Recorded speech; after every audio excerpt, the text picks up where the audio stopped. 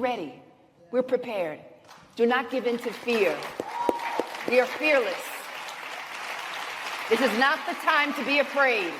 This is a time to stand up and fight back and to resist any temptation for them to divide us. We're in this together.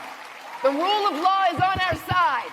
We will not give in, not give up. We will not capitulate. We will not bow. We will not bend. We will survive.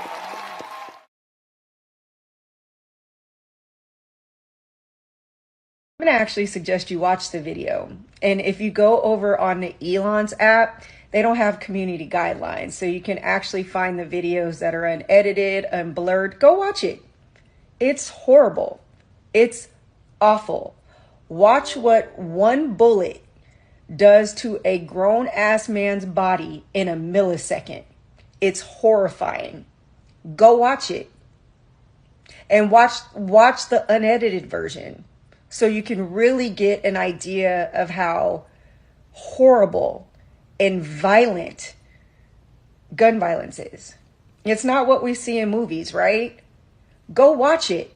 And then I want you to think about those babies who were praying in church when it was their time. What did the bullets do to their bodies? Maybe it's time we start showing that video. Maybe it's time we start showing those pictures. I mean, maybe the shock value of it will make us realize that we have chosen violence, because all we do in these situations is offer up thoughts and prayers and then make it even easier to access firearms. If we see what those bullets do to babies' bodies, then will you guys stop with this bullshit? And the scary thing is, things are about to get way worse than they already have been. You've got people on the right, like Trump and Fox News, literally calling for violence. I said earlier today that today was one of the biggest FAFO moments ever for this country. And I think for me, it was just that reckoning that we have chosen violence. We have chosen violence. So if we choose violence, we need to see what that violence looks like. We need to be informed. This is what the violence looks like. Here's what happened when those bullets ripped through the bodies of those babies in Uvalde, to the point where some of the parents identified their daughter by her colorful tennis shoes. What about the 20 babies who were slaughtered in Newtown? Kindergartners, first graders, they had special needs. And their teachers who used their bodies to try and shield them. But let's see the pictures. Maybe the autopsies. Are there parents out there who will be brave enough to say, this is what it did to my child?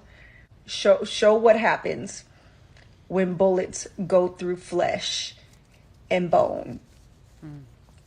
Then, just maybe then, we'll realize thoughts and prayers are never going to be good enough. That was a woman on TikTok. Welcome back to the hottest show in the galaxy. It's the Karen Hunter Show. Maybe Till Mobley made a decision to open the casket and show her baby and the carnage, and it shook a nation and sparked and gave fuel to a civil rights movement. Maybe that's what it'll take. Drew McCaskill.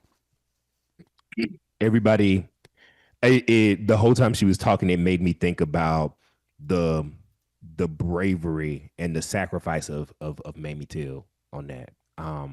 And I think she's right, Karen. I think that we've allowed ourselves to just abdicate our responsibility to actually look at the death, to look at the nation, to look at the fall of democracy. We're just looking away. We're choosing in so many ways.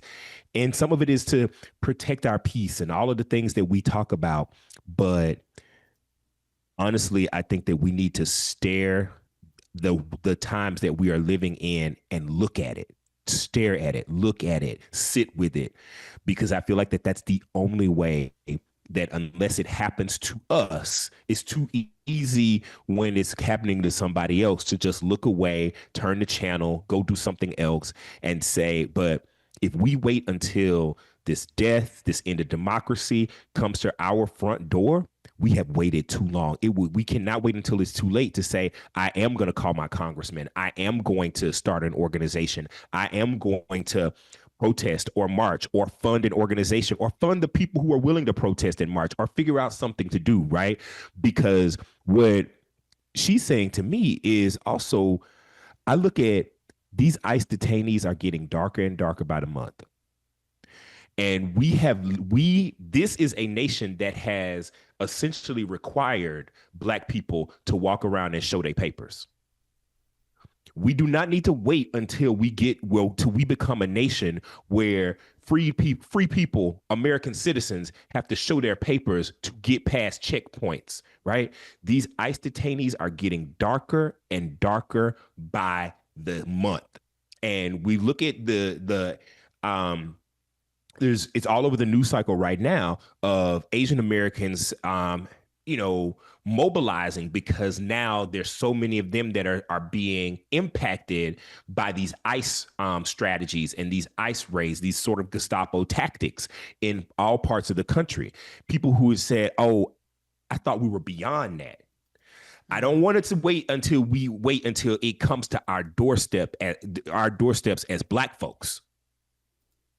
Because it's not far. We've always been on the menu.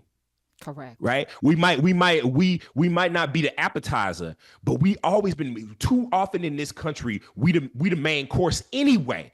They practice on other folks to get to us. And so what that sister is saying is, to me, she's saying, don't look away. Because looking away, it just numbs us until it's on our doorsteps and we ain't ready. We're not. Well, some of us, most of us are not, because we haven't had to be ready. To your point, kids without driver's license didn't have to know how to do laundry. Mama's going to do. Didn't have to. We're ready. We're prepared. Do not give in to fear. We are fearless. This is not the time to be afraid. This is a time to stand up and fight back and to resist any temptation for them to divide us. We're in this together. The rule of law is on our side.